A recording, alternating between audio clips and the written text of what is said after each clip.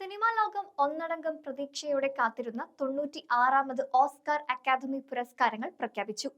Open ഹൈമറിലൂടെ വിഖ്യാത സംവിധായകൻ Christopher Nolan മികച്ച സംവിധായകനുള്ള പുരസ്കാരം നേടിയതോടെ കരിയറിലെ ആദ്യ ഓസ്കാർ അവാർഡാണ് നോളൻ സ്വന്തമാക്കിയത്. ചിത്രത്തിലെ പ്രകടനത്തിന് കിലിയൻ മർഫി മികച്ച നടനും റോബർട്ട് ഡൌണി ജൂനിയർ മികച്ച സഹനടനുമുള്ള പുരസ്കാരങ്ങൾ സ്വന്തമാക്കി. ഇതോടൊപ്പം മികച്ച ചിത്രം, ഛായാഗ്രഹണം, ഒറിജിനൽ സ്കോർ, മികച്ച എഡിറ്റിംഗ് എന്നീ വിഭാഗങ്ങളിലും ഓപ്പൺ ഹൈമർ പുരസ്കാരങ്ങൾ വാരിക്കൂട്ടി. പുവർ തിങ്സിലൂടെ എമ്മ സ്റ്റോൺ മികച്ച നടിയായി തിരഞ്ഞെടുക്കപ്പെട്ടു. ദി ഹോൾഡ് ഓവേഴ്സ് എന്ന ചിത്രത്തിലെ അഭിനയത്തിന് ഡിവൈൻ ജോയ് റാൻഡോൾഫ് മികച്ച സഹനടിക്കുള്ള പുരസ്കാരം സ്വന്തമാക്കി.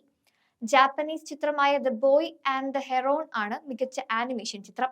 മികച്ച അവലംബിത തിരക്കഥയ്ക്കുള്ള പുരസ്കാരം അമേരിക്കൻ ഫിക്ഷൻ എന്ന ചിത്രത്തിനു വേണ്ടി കോഡ് ജെഫേഴ്സൺ നേടിയപ്പോൾ യഥാർത്ഥ തിരക്കഥ വിഭാഗത്തിൽ ജസ്റ്റിൻ ട്രെയ്റ്റ് ആർതർ ഹരാരയുടെ അനാട്ടമി ഓഫ് എ ഫോൾ തിരഞ്ഞെടുക്കപ്പെട്ടു. മികച്ച animated short film War Is Over, production ഡിസൈനും മേക്കപ്പ് ആൻഡ് ഹെയർ സ്റ്റൈലിംഗിനുമുള്ള പുരസ്കാരം പുവർ തിങ്സ് സ്വന്തമാക്കി. മികച്ച വിദേശ ഭാഷാ ചിത്രം ദ സ്റ്റോൺ ഓഫ് ഇൻട്രസ്റ്റ് ആണ്. കാലിഫോർണിയയിലെ ലോസ് ഏഞ്ചൽസിലെ ഹോളിവുഡിലെ ഡോൾബി തിയേറ്ററിൽ നടന്ന പുരസ്കാര വിതരണ ചടങ്ങിന് ആതിഥേയത്വം വഹിച്ചത് ജിമ്മി കിമ്മലാണ്.